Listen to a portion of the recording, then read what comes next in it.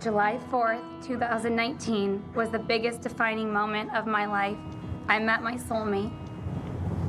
And when two souls meet and fall in love, the rest is history. I just knew you were the one the moment I set eyes on you. I think it took you a little bit longer because you wouldn't do our first date in Paris. Yes, I tried. And you even canceled our first date. And I remember getting the cancellation text and just being so defeated. But you guys all know me. I'm definitely not a quitter, and I needed to show you I was different. So I text you, I'm different than you think. You should give it a chance.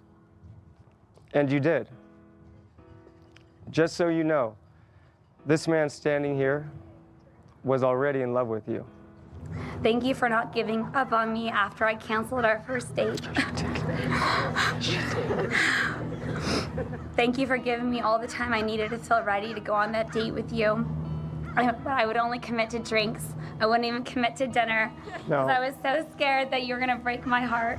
It's a true story. Just dab, honey, dab. Oh, I'm dabbing, baby, I'm dabbing. I'm dabbing, don't worry. I'll never forget our first date. I was a mess. First of all, it started with you sitting in my seat of the Sprinter, which everybody knows is a big no-no. And honestly, I didn't even care. I was talking so much and so fast because I wanted to tell you everything, my entire life story before we even made it to dinner. I remember. Actually, it wasn't even dinner. You didn't want to commit to that long of a date. You would only agree to a drink. A drink. You really made me work that night. After our first date, I knew that you were my forever. That was the night I knew you were the one.